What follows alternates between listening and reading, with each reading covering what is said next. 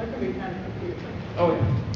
It's a shame how much games like to, ramp up devices like night vision and it completely doesn't work in real I love life. how they always have night vision goggles, but in real life, it's always a little one scope. Yeah. One eye. But they do have better, I think they actually have better graphic technology a lot of the time than they do in video games.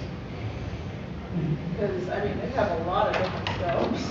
I don't entirely know, but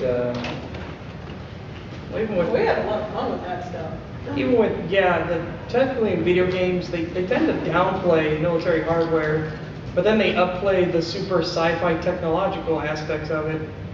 But they can't even get shotguns right, so how can we expect them to actually get anything else right? Hand grenades are the biggest bugbear of everyone. Anyone familiar with that guy with the glasses or Channel Awesome might know me for a very specific line, and that is the exact reason. Yeah. Watching the French horror film The Horde.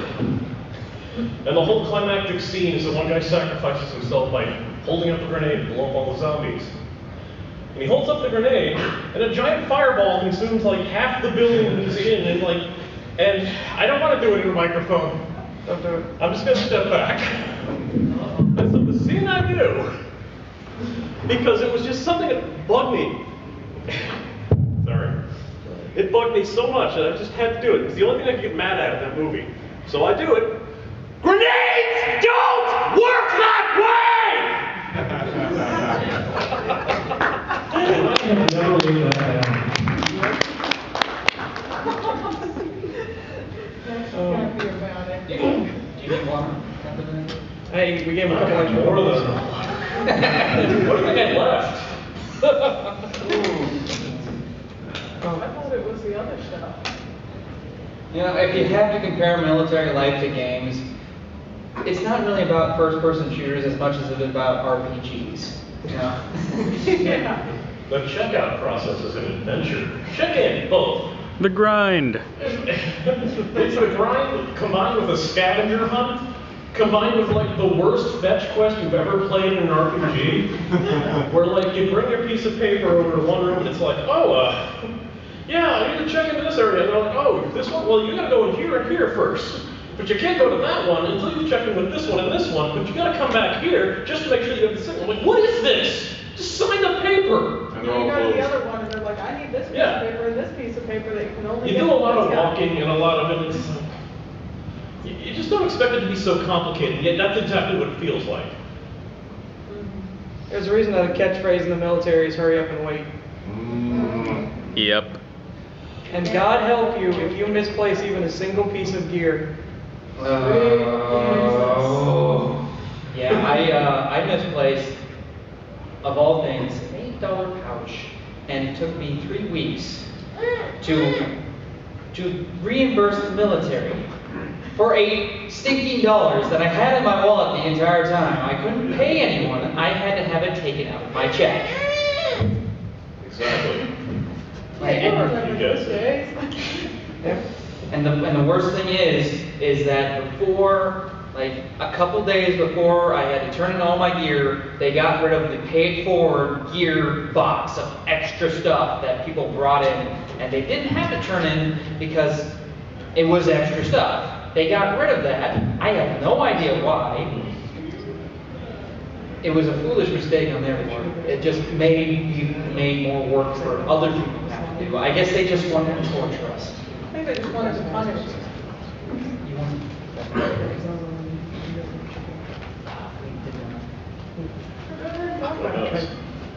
Alright. All right, we're gonna deviate back though for a minute. Yeah, one small deviation back. There's a game that came out vaguely recently, and it decided to do something completely different within the franchise that it was based off of. Now, some people in this very room have played it, or watched somebody play it. It was very unfortunate because the gameplay is absolutely atrocious. But I'm talking about Spec Ops: The Line, which is perhaps one of the best PTSD simulators I have ever seen.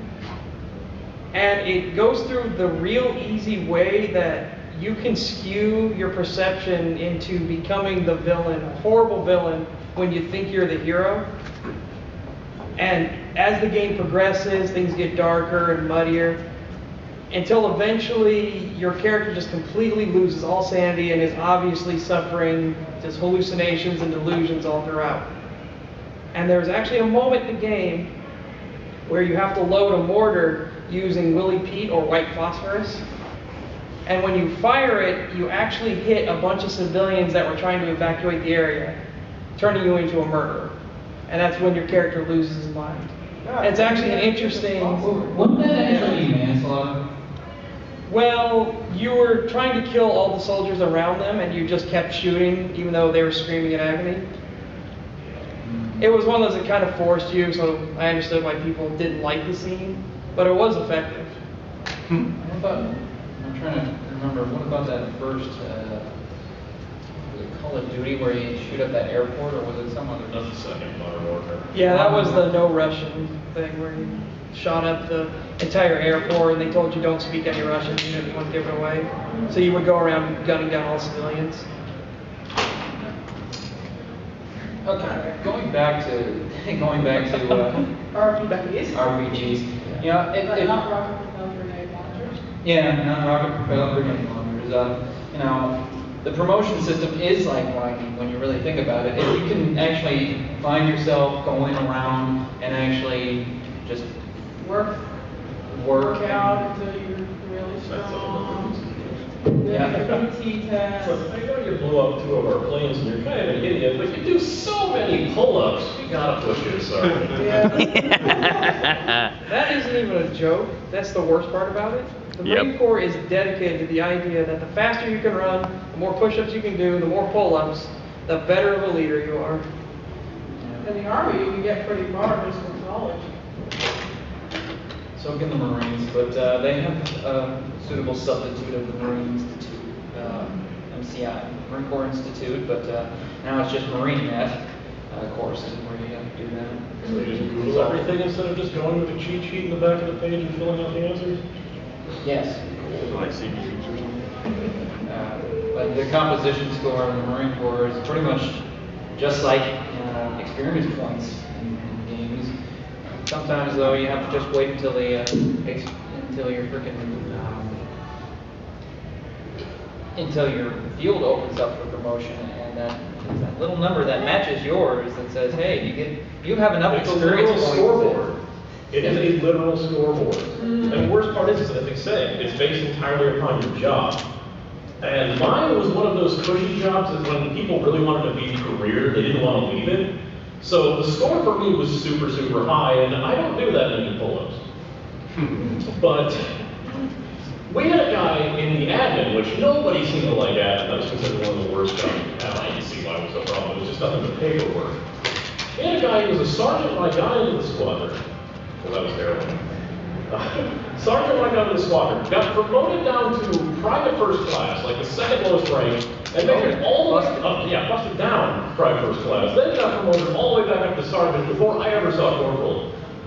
So, it's just that kind of thing that happens, yeah. Yeah, same here. I was, it took me 3.5 years to make corporal, and then another 2.5 years to make sergeant. And then they medically retired. Ouch.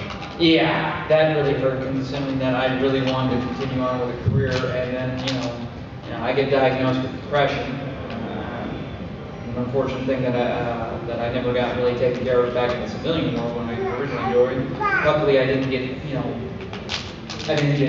forced out with fraudulent enlistment. They say that it was aggravated depression due to the military, and they completely, The irony, of course, being that it turned out to be ADHD. Yeah. Now I'm on Ritalin instead of Wellbutrin. Hey, at least Very effective. at least it got figured out. That's all. That's the most important thing. We're going to school. We're going to be going to school, and we're going to make the civilian sector as best as we can. This all happened very late last year. So Yeah. still fresh. Yeah. Be strong. Be strong. Okay. Going back to The grind. going back to the grind. Another aspect of military life that you can compare to RPGs would have to be recruiting. And recruiting is very much like Pokemon. Sometimes you find your prize specimen, but you have no Master Ball. Other times you have to just accept catching a Rattata or a Trubbish. And then there are times when you have to buy your Mew, in this case with the $20,000 plus bonus. I was thinking going more like the Safari Zone myself, where you're just trying to, you know, see, if I give them something, will they come? Will they come? Maybe if I They- solve it. yeah. Oh, throw a rock at their head. Rock food. Okay, now it's Fireball. Stop it! Yeah!